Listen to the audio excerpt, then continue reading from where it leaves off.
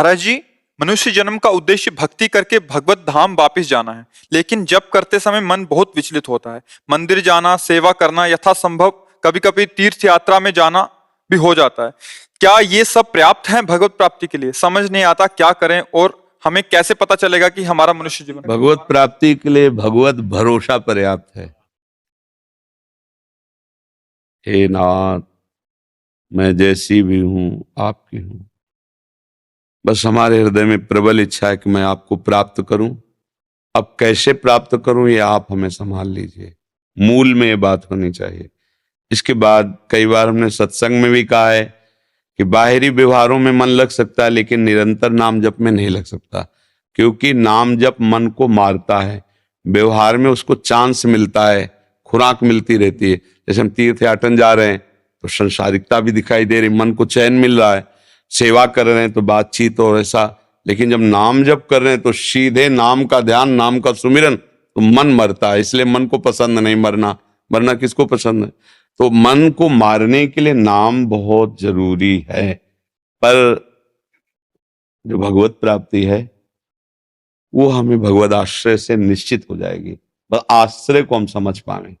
मन वचन कर्म से एकमात्र प्रियाजू का, लालजू का आश्रय, और अपने में असमर्थता का अनुभव कि प्रभु मैं हर प्रयास करके देख रहा हूं, मेरी सामर्थ्य नहीं कि मैं आपको प्राप्त कर सकूं। तो क्या होगा? रोना आने लगेगा।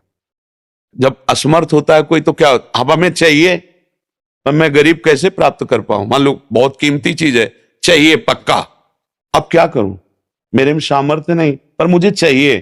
तो फिर क्या होता है? रोना आ जाता है।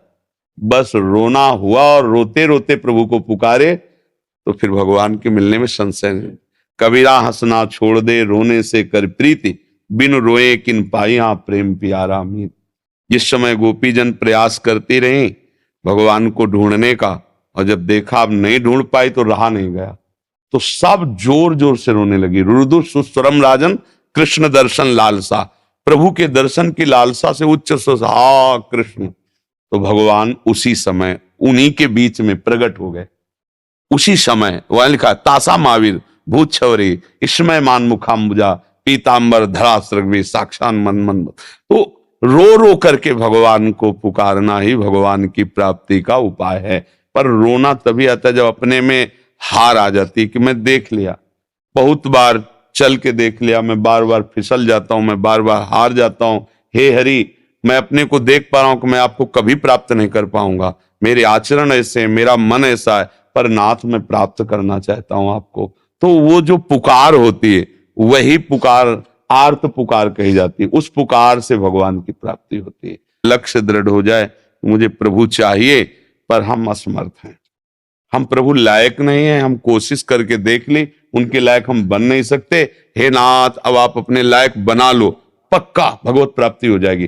कैसे भी हो तुम, परिणाम में तुम्हें भगवत प्राप्ति हो जाएगी। क्योंकि आपने जो अपने हृदय की बात रख दी ना, तो भगवान दोनों पक्ष को देख रहे, आपको भी अपनी माया को भी, कि मेरी माया कितनी प्रबल है, अभी मेरी शरण में आ गया, अब बस बात बन जाएगी।